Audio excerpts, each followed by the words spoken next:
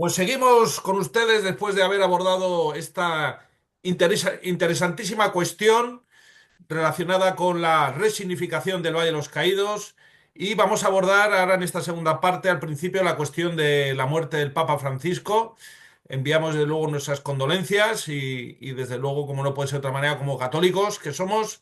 Pero esto está también unido a la primera parte y es un tema verdaderamente interesante.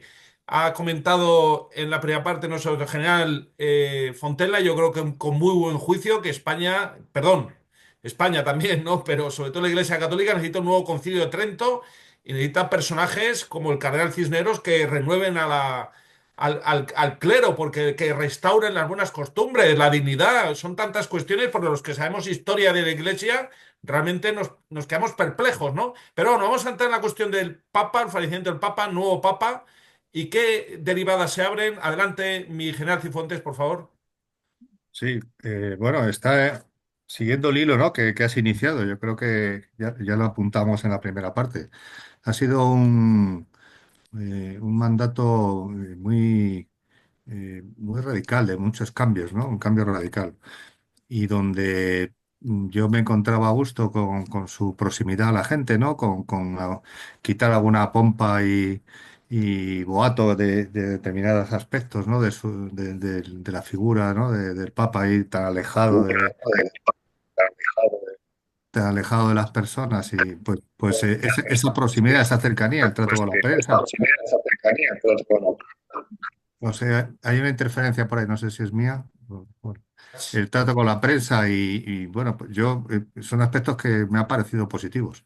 Sin embargo, luego pues he visto otras cosas, no sé, que me han chocado y que yo creo, no es que no haya que abordar el tema LGTBI o el tema de la pobreza o el tema de la comunidad católica perseguida, por supuesto que hay que abordarlo, pero yo creo que ah, cuando bajas demasiado del aspecto intelectual, del aspecto dogmático, pues llegas a una especie de conversación mundana en la que hay poca base, ¿no? Poca base teológica. Yo creo que faltaba un poco de sostén. No sé, se ha metido en muchos temas, peliagudos algunos, controvertidos la gran mayoría. Yo no me he encontrado muy a gusto con su mandato, excepto, como te comento, en la parte bueno, pues de acercarse un poco más a los problemas de la gente, a la situación real de la sociedad. Y si eso se le llama progresía, no lo sé. Pero otros aspectos, desde luego, no han estado claros y desde luego no han estado basados en dogma, no han estado basados en un concepto teológico que a los católicos y a la Iglesia en sí, pues le permita defenderlos en el futuro. No sé si opináis algo parecido. Si es que me he sabido explicar, no lo sé. Perfectísimamente, mi general. Cedo la palabra a nuestro teniente general Pérez Alamán. Adelante, mi teniente general. Bueno, pocas palabras más. Creo que la Iglesia Católica, que debe seguir el dogma de Cristo a lo largo de su larga historia, sus 2000 años, ha tenido muchos altibajos, ha tenido crisis grandes que hasta llegarnos a la reforma, a la separación de la Iglesia Católica por parte de los anglicanos, los protestantes, etcétera, etcétera, y ahora hay 28.000 interpretaciones de, del cristianismo. Y claro está, hemos ido o desde los poderes terrenales de los papas, que hacían la guerra por defender sus posesiones y demás, a esas cantidades de castigos inconcebibles desde el punto de vista cristiano que tuvo cuando, por ejemplo, la Inquisición y demás martirios por cosas que no le gustaba a la jerarquía eclesiástica. Bueno, pues hemos llegado ha habido momentos buenos, santos, porque en el momento que se apartan de, del dogma, de lo que marcaba Cristo, que me parece muy bien, como dice el general Cifuentes, que el Papa lo primero que tiene que hacer es teología, y habla, es cátedra cuando habla del dogma. Lo demás se equivoca como me equivoco yo y cualquier hijo de vecino, ¿eh? Entonces no se le puede, por eso, bueno, será un buen político, será un buen socialista, será un buen lo que sea, pero no es la representación del dogma cristiano. Y así en esos vaivenes, pues ahora mismo tenemos el vaivén económico desde hace ya mucho tiempo, ¿eh? La Iglesia está metida en un fregado excesivamente lujoso y el Papa este, pues no participaba mucho de ello, pero arrastraba, ¿eh? Y supongo yo que el colegio cardenalicio, pues tendrá mucho de esto. Dicen que en Roma hay unos vehículos que, que llevan una matrícula determinada que pone SCV, ¿eh? Servicio Ciudad del Vaticano, y que allí lo traducen en si Cristo lo viera, ¿eh?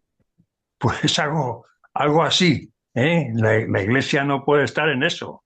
Y que por supuesto Cristo se acercaba a los pobres y les curaba y les sanaba y les perdonaba a la adúltera y a todo eso. Pero también cogía el cinturón y se liaba a latigazos con los que estaban en el templo haciendo mercería, ¿eh? O sea que bien, que la Iglesia tiene que ser conciliadora, pero con aquellos que lo emancipan, ¿eh? No creo que sea la postura más cómoda para quedar bien con el conjunto de lo que nos rodea, ¿eh? Yo creo que la Iglesia es una cosa muy seria y no es cuestión de tiempos ni de personas, ¿eh? Es simplemente seguir las enseñanzas que nos dejó Dios. Y lo que salga de ahí, por muy plausible que sea para algunos o muy condenable, pues bueno, pues muy bien, me parece bien, somos personas y el Papa es una más, pero como representante de lo que representa, pues yo creo que hay que tener cuidado. No digo más y me despido que luego me tengo que ir pronto. Pues un verdadero placer, mi teniente general, escucharle con tantísima claridad y tanta sabiduría, desde luego que sí. Qué bueno que esté ya con nosotros nuestro teniente general. Cedo rápidamente la palabra a nuestro general Cifuentes. Perdón, nuestro general Fontela. Adelante, mi general. Bueno, pues buenas tardes otra vez. Yo me haría tres preguntas. La primera es, ¿estamos seguros que nuestra religión es la verdadera? ¿Eh? ¿Y quién está seguro de eso? Porque los musulmanes están seguros que la suya es verdadera y por eso no permiten otra religión en su territorio. Porque no puede permitir que alguien predique el error, igual que no puede permitir que uno que enseñe matemáticas diga que 2 y 4 son 5 cuando son 4. Nadie permitiría que un matemático diera clase con esos errores, ¿eh? Por tanto, religión, que es más importante que las matemáticas, no pueden permitir en su territorio que eh, que ninguno predique una religión que no sea la verdadera, pues están seguros que la suya es la verdadera y por eso no permite más religiones. Tengo dudas que algunos de los nuestros obispos tengan esa seguridad. Y después, y la prueba es el apostolado. La iglesia es apostólica, es decir, tiene la obligación de hacer apostolado y no se hace apostolado. ¿Por qué? Por lo mismo, ¿por qué no hacemos apostolado? No podemos, como siempre ha sido, la iglesia católica se ha expandido gracias a que sea apostólica en América y en Oriente y en todo el mundo. Pues es incomprensible. Y segundo, ¿estamos seguros que Jesucristo resucitó? Porque no se dice mucho por ahí. Lo de la muerte sí, que murió, pues es fácil, claro. No, todo el mundo no va a morir y todo el mundo se ha muerto. Pero ¿dónde está que Jesucristo resucitó? ¿Dónde lo pregonan? No, no, por ahí no respiran mucho. ¿Eh? Y por tanto esa duda se transmite y si preguntáramos una encuesta de cuántos creen en Dios y cuántos creen en Jesucristo, nos íbamos a llevar una buena sorpresa en España, la España católica. Muchas gracias. Como siempre, nuestro general poniendo el dedo en la llaga y haciendo las preguntas más pertinentes, que de luego nos invitan a la reflexión de ver hasta qué punto se ha descristianizado nuestra nación y parece que eso a los obispos con tal de seguir algunos en el coche oficial o con la crucecita en la declaración de la renta, parece que les satisface, pero la verdad es que es una desgracia, porque una nación que ha sido 2000 años católica, cristiana católica, que cambie, que mute su identidad a estos niveles, pues realmente es desconcertante. A mí como católico, pues me subleva. Lo que pasa, claro, no puedo azotar quizá a lo mejor o azuzar a quien había que azuzar en este sentido, pero la realidad es que estamos verdaderamente, y sobre todo el ejército que todavía sigue siendo confesional, las Fuerzas Armadas, con sus paters, con sus santos, el padre Huidobro y otros, y luego pues todo lo que tiene, lo hemos visto en la Semana Santa, la presencia de la religiosidad y de ese Cristo crucificado, pues que vengan nuestros obispos y es que se ponen de perfil o directamente se cambian de bando. Eso nos ha tocado vivirlo a nosotros en la plataforma Millán Astray cuando quitaron la calle del General Millán Astray, que finalmente restablecimos, y agradezco a todos los oficiales que estuvieron aquí en esta tertulia, que todos nos han apoyado. Realmente vimos como el arzobispo de Madrid, el cardenal Osoro, se ponía del lado de Manuela Carmena.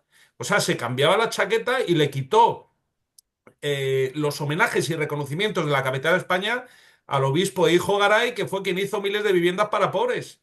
O sea, estamos hablando de cardenales pues que han apostatado en una parte de la tradición y de la historia de la Iglesia. Todo por ir con el signo de los tiempos, pero los tiempos son muy cambiantes, nunca se sabe qué va a pasar el día de mañana. O sea, no ha habido La una... iglesia, sí. No, no, que la iglesia, perdona, la iglesia ha ido evolucionando hacia una gran ONG. Totalmente. Tipo Además, Caritas, y además Caritas no pregona nada del dogma y nada. nada. Se está pregonando como un sistema eficaz de llevar la ayuda humanitaria a los necesitados, pero no Efectivamente, el y una dogma. ONG volcada no tanto hacia los españoles como hacia los inmigrantes, que muchos españoles se quejan porque tienen problemas de vivienda, de alimentación, de todo tipo, y ven que se están volcando pues en esas cuestiones que también hay que ayudar, lógicamente, al inmigrante, pero bueno, sin dejar de lado al español. Bueno, tenemos con nosotros también a nuestro Conel Collins, que ha tenido problemas de conexión, pero ya está aquí con nosotros. Estamos hablando sobre el Santo Padre, su fallecimiento, la nueva fase que se abre en la Iglesia. Conel, si quiere aportar algo, es el momento.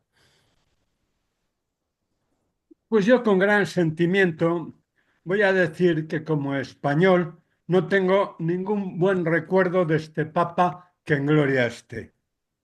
Comenzó diciendo en la Bolivia de Evo Morales que habían sido a aquellas personas saqueados y expoliados, claro, por el Imperio Español. Esto del Imperio Español no lo dijo explícitamente, pero bueno, mm, no había Se otra entendía, se interpretación. entendía. Y tuvo el cuajo de decirlo ante 1 millón de católicos que sin la acción evangelizadora de España no hubieran estado allí. Además, en un papa, pues se supone un más profundo conocimiento de la historia y un mayor rigor intelectual. En otra ocasión dijo que vendría a España cuando hubiese paz. Ese mismo año nos visitaron 82 millones de turistas que por lo visto encontraron aquí, se encontraron en paz y satisfechos. Luego llevó la Pachamama al Vaticano, un ídolo del Amazonas, amazónico, y procesionaron con ella por la Basílica de San Pedro. Y después hicieron en los jardines del Vaticano un acto de idolatría. Se tumbaron allí varios eclesiásticos ante la Pachamama. Bueno, esto es el indigenismo llevado al extremo más estrafalario. Le concedió una entrevista a La Sexta, sectaria y claramente neomarxista.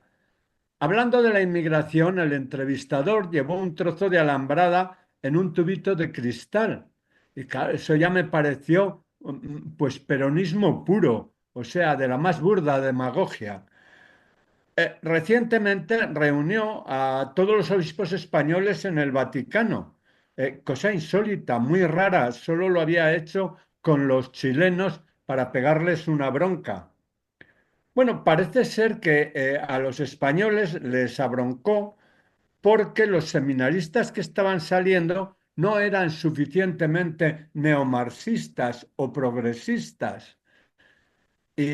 Bueno, pues Claro, es que la gente que oye la serie y lee El País, pues sus hijos no suelen hacerse sacerdotes. Los sacerdotes suelen salir de otro tipo de familias y de personas. Bueno, unos sacerdotes españoles que también tenían un programa aquí en esta emisora, en Informa Radio, pues además tenían un canal en YouTube. El, La y sacristía de un la espacio de Vendée, el radio, bueno, coronel. aquí La seguido por sacristía. decenas de miles de oyentes. Tenían un éxito tremendo. Sobre todo hay uno que se llama Calvo Zarraute, que es un gran comunicador. Bueno, se les calentó la boca un día y hicieron un comentario muy inapropiado sobre el Papa. Lo reconocieron al día siguiente, pidieron toda la clase de disculpas y no solo eso, sino que clausuraron el programa definitivamente. Los comentarios del Papa sobre ellos fueron de desprecio, nada caritativos, por cierto. Y claro, lo peor de todas estas cosas es que a mí personalmente pues me ha hecho replantearme en mi fe y pues como que he tenido que hacer un esfuerzo de voluntad para seguir en ella. Esto es lo que me ha ocurrido a mí con este Papa que acaba de morir. Pues efectivamente, esa cuestión de, incluso yo tengo amigos que dicen que se van a cambiar a la ortodoxia y tal, pero bueno, la verdad es que nosotros somos católicos y no podemos cambiar tampoco nuestra civilización. Hay que aguantar, efectivamente, y reforzar la fe, como ha dicho Conel Collins, porque esto es una prueba de fe. Si seguimos siendo católicos es que hay algo sobrenatural en la fe, porque de luego mayor maltrato que hemos sufrido los católicos españoles es difícil encontrarlo en la historia, aunque también es cierto, como se ha dicho anteriormente, que ha habido papas, que menudos papas, algunos verdaderamente mucho peores. O sea, realmente es muy interesante, como ha mencionado el coronel Collins, este joven sacerdote, Albert Calvo Zarraute, tiene en su canal una entrevista muy interesante con el padre Moore, un padre católico estadounidense, ¿Eh? precisamente donde hablan cómo Jesús nombró papa o su sucesor a la tierra a Pedro y no a Juan, porque Juan era quizá a lo mejor el más indicado, pues porque Pedro decía que a lo mejor era o el más pecador o el más bruto o el más humano de todos. O sea, realmente eso es muy interesante y nos induce a pensar que realmente también son pruebas de fe, realmente son pruebas de fe. Magnífico el comentario nuestro con él y cedemos ahora, nos quedan 5 minutitos a don Fernando Platón. Adelante, don Fernando. Bueno, lo que hay que tener en cuenta, y sobre todo con respecto a los papas, es esa epístola de San Pablo, creo que es a los Corintios, donde les habla de las divisiones que hay en la iglesia, donde hay unos que dicen que son de Pedro, otros de Pablo, otros de otro discípulo y otros de Cristo, y es que la fe y el ser un cristiano no es algo que dependa de un papa, de un sacerdote, de un obispo, es el seguimiento a Cristo. Y eso es lo que importa. Y donde el papa te vendrá bien en la medida en que te acerque a Cristo y te siga el dogma. En la historia de la Iglesia ha habido épocas terribles. Pensemos en los papados de cuando la Iglesia estaba dividida entre varios papas, entre Aviñón y Roma, cuando teníamos incluso uno aquí en Peñíscola en sus 13, cuando había papas indignos. Bueno, ha habido absolutamente de todo. Y hay papas que son auténtica maravilla, santos y se reconoce como santos, pero no todos los papas son santos.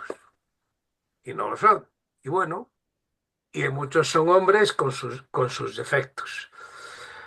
El Papa Francisco, que nos acaba de dejar, pues yo creo que nada se puede decir sobre él negativo en cuanto al dogma.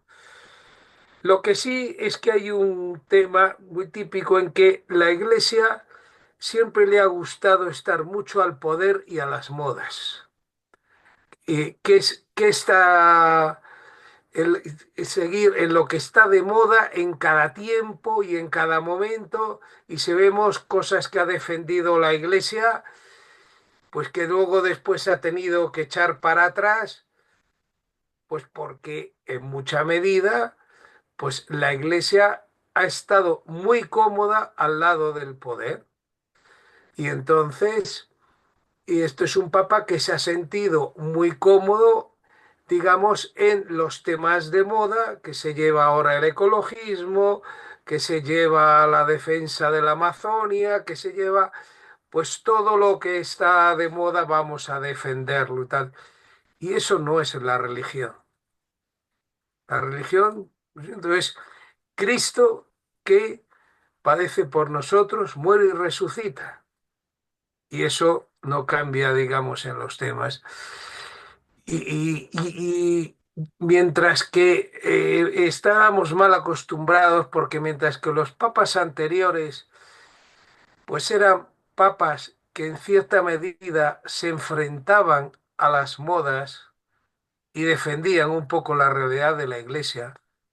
Francisco no fue a Argentina, no sé cuál es el motivo ni qué problema tenía, pero Juan Pablo II fue a una Polonia comunista donde indudablemente no, pues le recibieron por político, pero no era, digamos, lo que más deseaban, y allí fue y estuvo.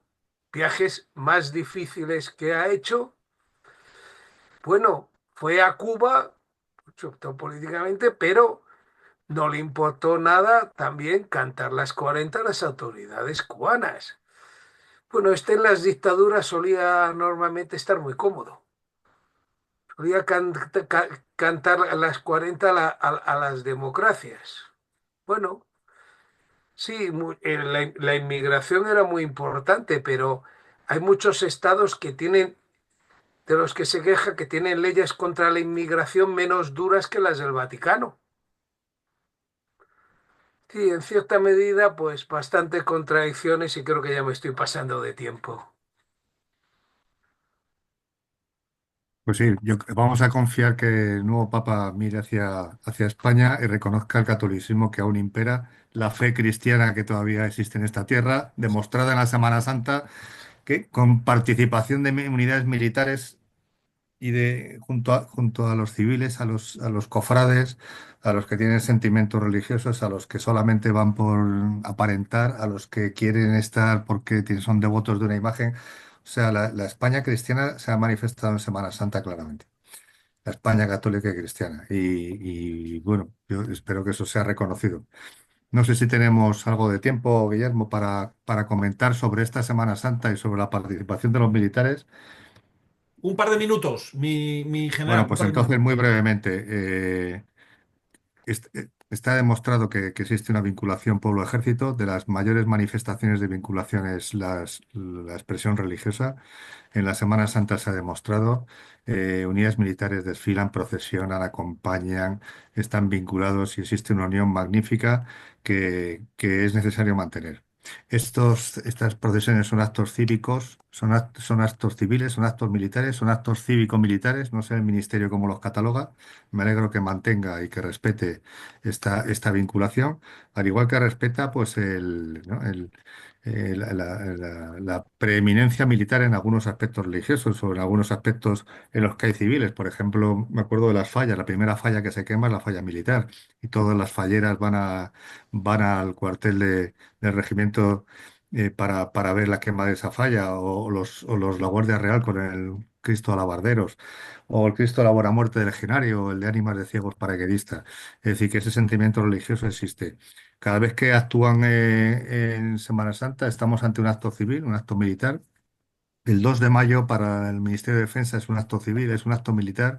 Niega la presencia de tropas porque considera que es civil o simplemente es una acción política para que la presidenta de la comunidad autónoma no presida un acto. Como si es un acto militar, como es una jura de bandera, los actos militares, no sé si la prensa está confundida, todos los actos militares los presiden militares. Está clarísimo, yo presido todos los actos militares siendo comandante general, estando presente la presidenta de la comunidad autónoma. Lo que pasa es que luego por deferencia o la he pedido que me acompañe o la he pedido que suba al podio, etcétera. Pero no entiendo muy bien este problema. Es más, el 2 de mayo es importantísimo para la artillería española. O sea, el 2 de mayo es el gran día de nuestra artillería, donde todas las unidades están de gala, donde el capitán más antiguo hace el discurso y el panegírico el 2 de mayo, donde Daoiz, la ministra de Defensa, mantiene al capitán Daoiz el número uno del escalafón de artillería. Luego, entonces, si lo que no quiere es que presida la presidenta de la Comunidad Autónoma, yo le recomiendo al Ministerio de Defensa que organice él el 2 de mayo, pero que no deje de organizar. Que organice el 2 de mayo y diga, no, no, no te preocupes, Isabel, ya organizo yo el 2 de mayo en Madrid y te voy a invitar a ti. Que sea así, pero el 2 de mayo que no dejen estar nuestros militares. Gracias. Magnífico, magnífico colofón para este programa, muy interesante todo lo que se ha abordado, pero efectivamente ese 2 de mayo tiene que mantenerse. Recordemos que en el Monumento a los Caídos por España es donde están enterrados Daoiz y Velarde y todos los patriotas que se alzaron el 2 de mayo del año 1808 contra las tropas napoleónicas, y ese desde luego es un tributo que hay que rendir. Por lo tanto, hacer daño a la presidenta de la Comunidad de Madrid, si supone perjudicar de esta manera la memoria del glorioso cuerpo artillero, pues de luego es un terrible error, y desde luego ahí queda esa reflexión ponderada y moderada, como siempre, nuestro general Cifuentes, para que en el Ministerio de Defensa tomen buena nota y no permitan que esto vuelva a pasar, porque si no es que al final las fechas relevantes se van a desaparecer por problemas y divisiones políticas, como pasó con la Eso Dana, es. porque no se Eso ponían es. de acuerdo las administraciones y al final, ¿qué pasa? Pues el desastre. Bueno, nos hemos excedido de tiempo, pero merecía la pena. Merecía la pena porque es un tema fundamental. Así que nada, seguimos la pica en Flandes, sigue al pie del cañón, homenaje a la artillería, y aquí seguiremos desde luego, digamos, manteniendo esa opinión cívico-militar militar tan importante para nuestro mundo. Muy buenas tardes a todos, les esperamos el próximo miércoles. Gracias.